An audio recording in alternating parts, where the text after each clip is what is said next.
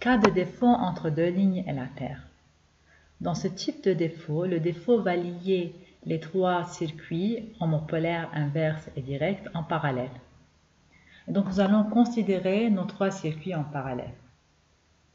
En regardant le circuit devant nous, nous pouvons voir que c'est une source avec une impédance en série avec la source qui va donner le courant vers deux impédances qui sont pratiquement la composante inverse et la composante homopolaire. Il faut noter que le courant de référence dans ce circuit-là, donc le courant qui va passer dans le disjoncteur, est indiqué par les flèches qui sont ici. Calcul du courant dans la source, donc le courant dans la source est calculé à partir du circuit, donc c'est 1 divisé par la composante qui est en série avec la source, plus en parallèle les trois autres composantes. Ce courant donne une valeur de moins J 8,57. Il faut noter que le sens négatif du courant est dû à la charge qui est purement imaginaire, ce qui signifie que le courant est en retard de pi sur 2 par rapport à la tension. Donc, le moins J, c'est juste une rotation et n'a pas à voir directement avec le sens indiqué. À partir de ce courant-là, nous pouvons déduire le courant de la composante directe dans le disjoncteur, moins J 3,81, composante inverse dans le disjoncteur J 2,86 et composante homopolaire dans le disjoncteur J 2,14.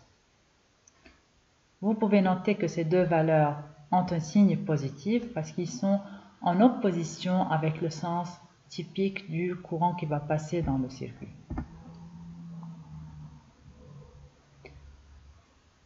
Donc, nous faisons la transformée de Fortescue inverse pour retrouver I1D, I2D et I3D. Nous avons ici en module I1D égale 1,19 PU, I2D égale 6,43 PU et I3D égale 6,43 PU. Et donc là aussi, nous avons des courants dans les phases de défaut qui sont beaucoup plus importantes que le courant nominal, et un courant dans la phase saine qui est 1,19 PU, donc 120 fois le courant nominal qui passe à cause du défaut.